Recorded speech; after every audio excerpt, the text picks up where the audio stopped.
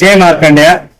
నేడు అఖిల పద్మశాలి సమాజం హాల్లో చేనేత దినోత్సవం సందర్భంగా చేనేత వృత్తిలో ఉన్న ప్రతి వ్యక్తికి ఆహ్వానించి వారి ద్వారా చేనేత గురించి అవగాహన, ఈ మన వృత్తి గురించి చైతన్యం నిర్వహించడానికి చాలా పెద్ద ఎత్తున ఇక్కడ కార్యక్రమం జరపడం జరిగింది.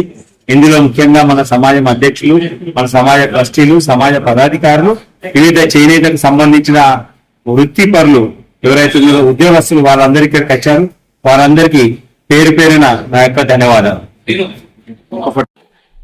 జై మార్కండే. ముందుగా సమాజ బాంధవులకు మన యొక్క వృత్తి చేనేత ఈరోజు జాతీయ చేనేత దినోత్సవం. ఈ సందర్భంగా అందరికీ కూడా శుభాకాంక్షలు చెప్తున్నాను.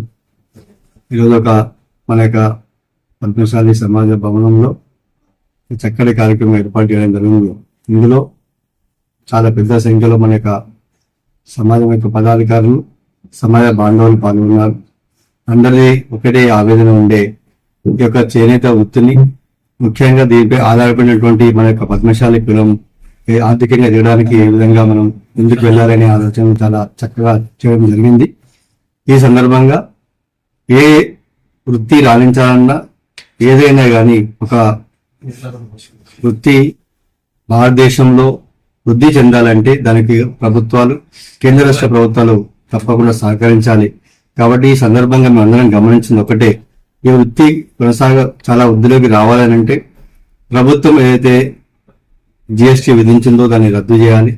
అదేవిధంగా నేషనల్ హ్యాండ్లూమ్ బోర్డు కేంద్ర ప్రభుత్వం ఆధీనంలో ఉండే ఆ బోర్డును కూడా వీళ్ళు రద్దు చేయడం జరిగింది. ఆ బోర్డును పునరుద్ధరించాలి.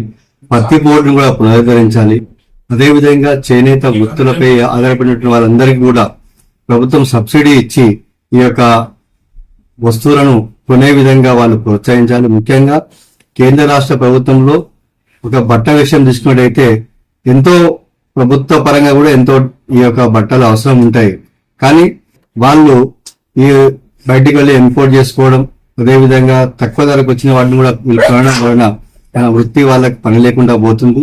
కాబట్టి అందరూ ఈ యొక్క విషయంపై సబ్సిడీ పెంచి వృత్తులను కూడా వీళ్ళు రక్షించాలని నేను కోరుతాను. దీని గురించి అఖిల పద్మశాలి సమాజం తరపున ముందు చేసే ఏదైనా కార్యక్రమం, దీని గురించి అఖిల పద్మశాలి సమాజం భివండి ద్వారా దీనిలో నిష్ఠాతులైనటువంటి వారిని ఒక కమిటీ ఏర్పాటు చేసి ఆ కమిటీ ద్వారా మన యొక్క డిమాండ్స్, మన యొక్క వృత్తిని ఏ విధంగా ముందుకు తీసుకెళ్లాలని ప్రభుత్వానికి నివేదన ఇవ్వడానికి మేము ఈ రోజే నేను నిర్ణయం తీసుకోవడం జరిగింది.